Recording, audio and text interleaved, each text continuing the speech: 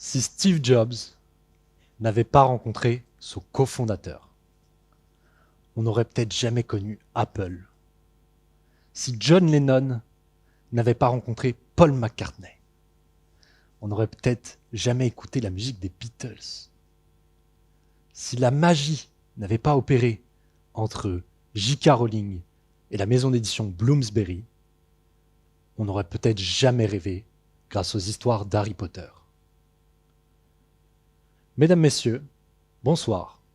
Je m'appelle Curtis, j'ai 23 ans, et aujourd'hui, je vais vous inviter pour une réflexion sur le rôle des rencontres et du destin sur votre futur. Autrement dit, quel est l'impact de vos rencontres d'aujourd'hui sur le monde de demain? Laissez-moi démarrer par une petite histoire. En 2019, j'étais un jeune homme troublé. Comme beaucoup d'étudiants de mon âge, je cherchais à découvrir le métier de mes rêves, dans lequel je pourrais m'épanouir. J'œuvrais chaque jour à prendre confiance en moi. Et surtout, je voulais me sentir utile. Étudiant à Dauphine, et donc promis à une carrière confortable, j'aurais dû m'apaiser et me satisfaire du jeu social d'une grande école.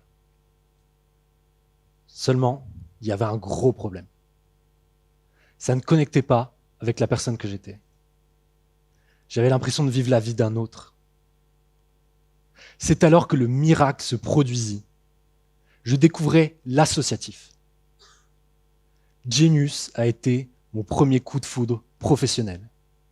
Genius, en 2 mots, c'est l'association qui promeut l'entrepreneuriat au sein de l'écosystème étudiant. Alors pour moi, ça a été une association entrepreneuriale.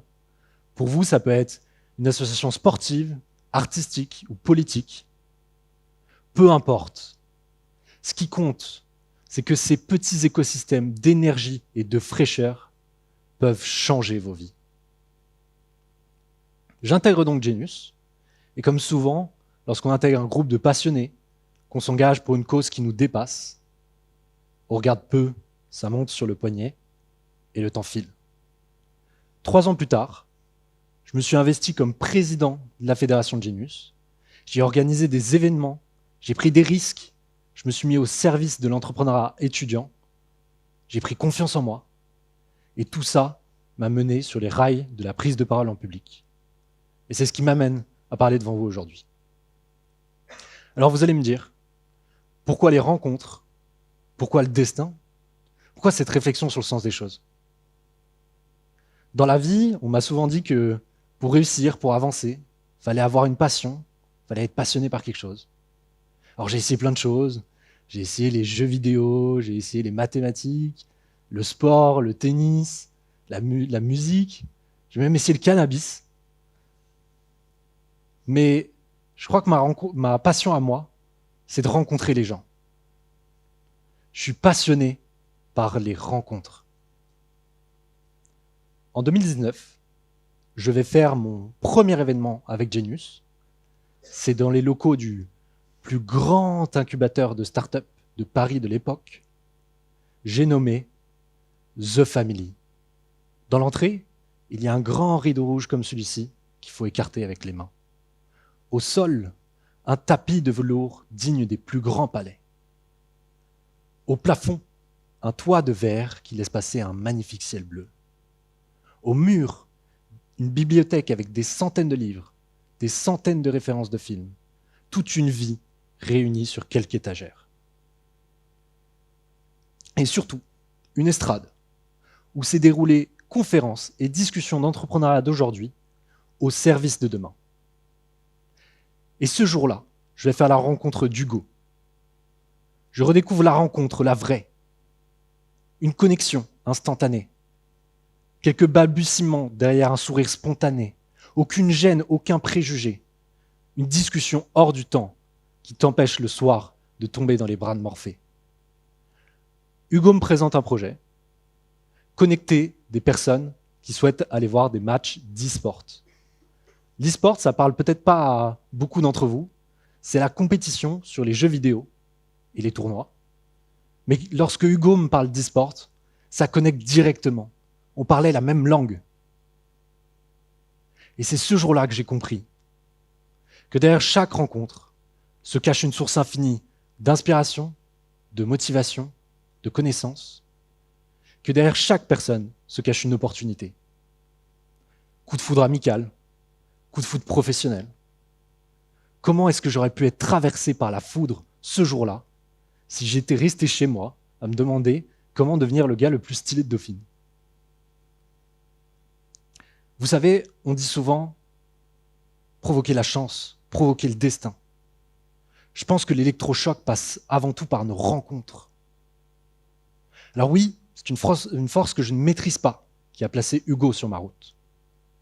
On pourrait nommer cette force le destin. Seulement, je l'ai provoqué, le destin.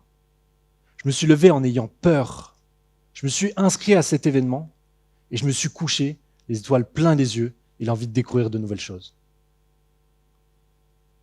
Alors vous allez me dire, rencontrer les autres, ça peut être intimidant, ça peut être quelque chose de difficile. Mais croyez-moi, je n'étais pas le plus courageux de la bande et pourtant j'ai réussi. J'étais timide. Que dis-je? Je suis timide. Je n'osais pas lever la main en cours. Je n'osais pas parler à un inconnu. Je m'y prenais mal, j'avais peur. Mais aujourd'hui, je fais le choix d'aller vers les autres. Parce que seul, je ne peux rien. Que mes réponses se trouvent dans l'action collective. Et surtout, je veux me sentir utile.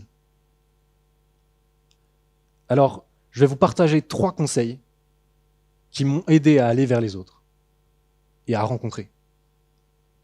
Premièrement, démarrez dans un environnement dans lequel vous vous sentez bien.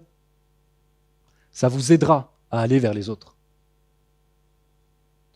Pour moi, vous l'aurez compris, ça a été l'écosystème Genius et entrepreneurial. Parce que cet écosystème était tellement dynamique qu'il a guéri mes angoisses. Même pendant le premier confinement, toute la communauté, alors que le monde s'était arrêté, tout le monde, Hugo, Kian, Tom, Julien, Margot, tout le monde œuvrait pour trouver des solutions à travers l'entraide et le soutien collectif. Deuxièmement, restez simple, jouez votre propre rôle.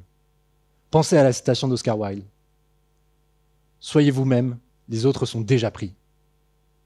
Ma stratégie à moi, je ne suis pas un requin, je ne suis pas un rapace, je suis juste un type bienveillant, curieux et surtout partageur.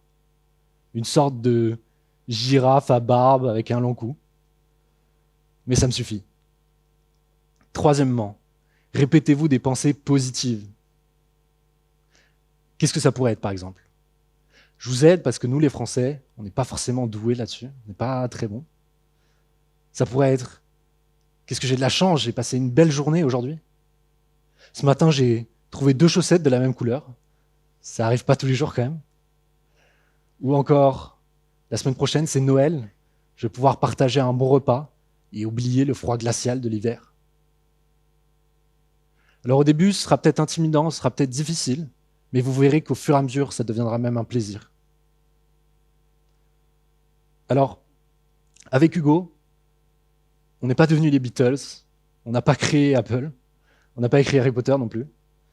Mais à travers cette rencontre et à travers toutes les autres, j'ai grandi, j'ai appris à me connaître, j'ai pris confiance en moi.